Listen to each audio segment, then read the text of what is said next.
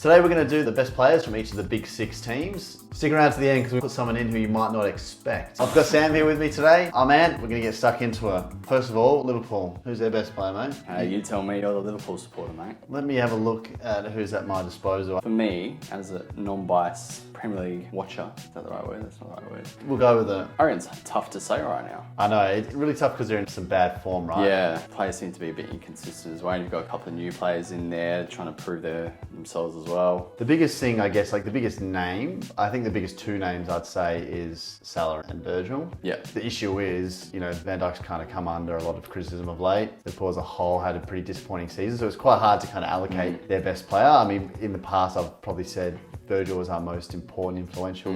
Even Alisson is the goalkeeper. I was about to say Alisson, if you're thinking of him as the best keeper in the world at the moment, potentially. He could potentially be the best player as well. He saves Liverpool a lot. Yeah. Definitely in the one-on-ones. When we've had to play games without him, he's been a big miss.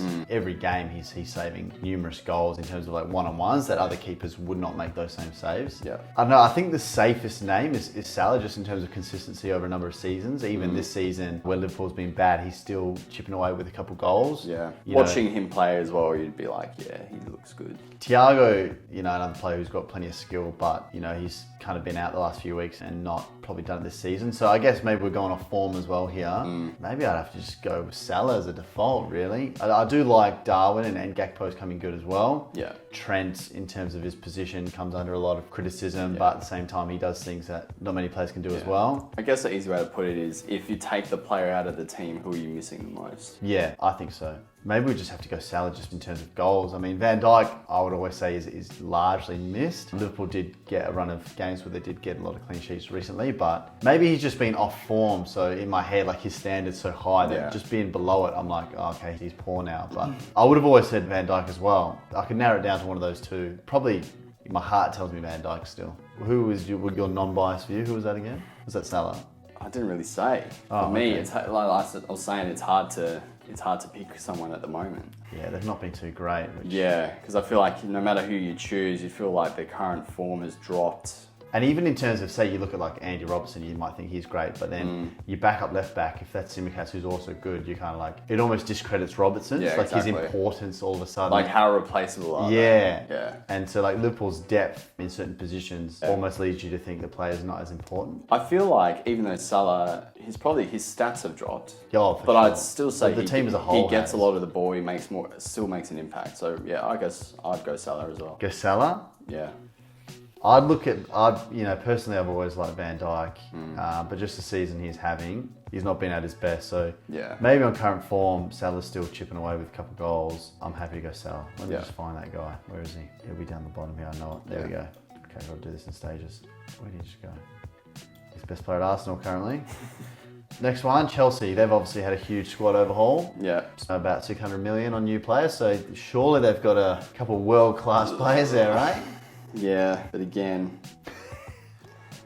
Poor season once again. Yeah, and they haven't had that much time in the squad to really be like, yeah, this guy's been consistently good. Yeah. Still in the Champions League though. Yeah. I'm thinking, for me, a player I really like at Chelsea, who's arguably one of the best in his position, Reece James. Another one, Thiago Silva. Probably not had the best season. Chelsea as a whole, again, haven't had the best season. So when you start plucking out these names immediately, you're like, oh, these guys aren't doing well. And I guess prior to this season as well, definitely when he signed, I thought this might have been signing of the season was Sterling. Yeah, Sterling pops out of my head, but that might be just because he's an attacking player. Well, same when they signed Aubameyang, I was like, wow, what a signing. Like, he's got so many goals now. Even just like the status of the player, like João Felix coming in, would you say he's potentially, in the squad, like on paper, would you say he's potentially the best player? Potentially. I mean, he's hit the ground running. He's already kind of coming in, getting a few goals. He's done really well. Maybe on paper, you'd probably think it was Kante, but again, just been out for a lot of this season. I don't really know who I would put as their best player. If you want to go off form, I think you would probably pick Felix or even one of the defenders. Reece James. Yeah. I'd go Reece James personally. I think he's a big miss. Because even though like Chelsea are they're struggling, but you'd say defensively, Reece James has been pretty good still. I like it just because he's kind of solid attacking. Defensively, it kind of seems to be a nice, complete little package. Yeah, he still creates a lot of chances as well. Pick the best player, so I can chuck him in. It kind of seems really strange, like going for like a right back as Yeah. the best player, but I know Chelsea The fans team love him. form, like, yeah. Or I is think it it's, City right you now? can justify it. Yeah. Okay, Arsenal. What a season they're having. Yeah, it's a bit more juicy, eh? I mean, I know who you love, Martinelli. I know you love him. I do like him, but I wouldn't say he's the best player. There's one player I'm coming to mind. Is it too obvious? Who's that? Saka. Yeah. Is there anyone else? I mean, Odegaard has got a player. Odegaard's been good, but He's got a Player of the Month award. he has been very good. But if you had to pick one of them in your team, Yeah, Saka. I'd probably go Saka. Eh? Yeah, he stands out, I think. Yeah. Even in that team. Yeah, chuck him in. Yeah, no, he's great. Next one, Tottenham. I mean, this is a 2-horse race, and even still, I feel like it's a 1-horse race. Yeah, You'd struggle to find someone better in world football than this guy. yeah, I know who you're thinking of, Højbjerg. mate. Yeah. Oh, you're thinking of Eric Dyer, or who are you thinking of? No, I was thinking of Kane. Oh, But again, you know, Son has a big place Special in my heart. play, yeah. I would say Son is more exciting to watch, but you'd say, yeah, over a long period of time, Kane's just like been consistently good, and he's just, yeah, their best player. I still remember when he got most goals and most assists. assists, yeah. That was maybe 2 or 3 seasons ago now. Yeah. Like, what a Decent player. effort. Yeah, England captain. Yeah. The amount of goals he's getting at a pretty average Spurs side, like Yeah. not really competing for anything, not to have a go, but like imagine what he would have done in a Liverpool of late or a City, Yeah, obviously. yeah. What if he went to City instead of Haaland? Yeah, like What he would would. have happened? Yeah, he kind of missed the boat there, sadly. Yeah. But yeah, here we go. Man United could be an interesting one here. Yeah. On form, I think it's quite obvious, but I know a lot of United players who would say that. Yeah. They feel like It's they got the tough. signing of the summer. What are you thinking? In recent years, I would have said it was David De Gea by far, and Yeah. Even he's been inconsistent, yeah, I think especially of late. Yeah, he's nowhere near where he used to be. Yeah. Well, I think the elephant in the room is Rashford.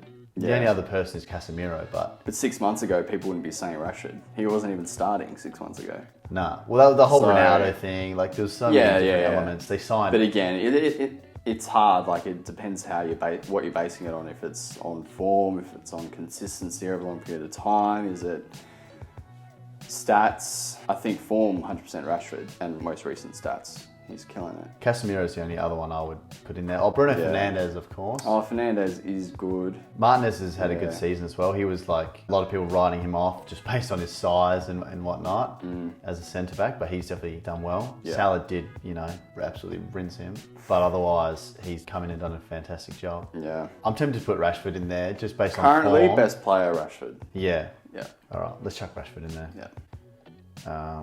Where's this young man? Okay, if we're sticking with Rashford, I mean, yeah, certainly there was Fernandes there and Casemiro. You'd probably point out Martinez. I feel like Man City. There's 2 big names here, but I'd be interested to see who you go for. Haaland, Kevin De Bruyne. Yeah, that's what I they're the was 2 thinking, obvious but ones. I'm thinking, like, again, if you take them out of the team, who are you missing more? I feel like the quality of De Bruyne you're going to miss, but again, the City team is full of quality. So I think he's replaceable to a certain point. Haaland, he's just scoring goals. So, like, if you take him out of the team, they're going to be scoring as heavily. Is he replaceable? I would say he's less replaceable than De Bruyne at the moment. Really? Wow. And thinking back to the World Cup, De Bruyne wasn't great, and he didn't have a big And how did impact on Haaland that go in the team. World Cup? Yeah. Even He was worse. on loan, wasn't he? They wanted to get rid of him. I don't know, it's tough. In terms of their position and where they rank in terms of world football, I think De Bruyne is probably the best in the world in his position. Yeah. Whereas Haaland, there might still be an argument for him. I know the only argument people might have now is that he's at Man City, who just have so much Yeah. possession, give him so many opportunities, he's going to score so many goals. Yeah. And I know up to now in his career, everywhere he's gone, he's scoring goals. So it's also hard to make the opposite argument. How would he go with this team? Because he does still score goals. But it's almost just like when you put someone of that quality in a team that have so much of the ball, so much chances, someone like Haaland is going to score so many goals. Like put Harry Kane in that team. Could he score even more, potentially? And maybe just because of the numbers Haaland's putting up, De Bruyne is maybe getting overlooked a little bit. Yeah. And because City have so much depth, you could take a De Bruyne out and you're putting in a Mahrez, you're putting in a Foden, you've got Bernardo Silva there. You could make do, really. Yeah. Whereas City, the minute you take Haaland out, the replacement, if it's Alvarez or someone else who's got to play up there, that's a big drop now. Like I said before about like the Andy Robertson scenario, you don't really want to punish the player and think they're worse just because the backup is good. If that makes sense. Yeah. It's a tough one because even at the start of the season, I would have definitely taken De Bruyne, but Haaland is just scoring so many goals. Yeah. And if we're going, like we've kind of done this based on form, and Haaland's just off the back of scoring 5 goals. Yeah. So. Oh, let's do it this way then. You grab Haaland or you grab De Bruyne, chuck him in Everton's team. Jesus. Who's doing better? It's a good point.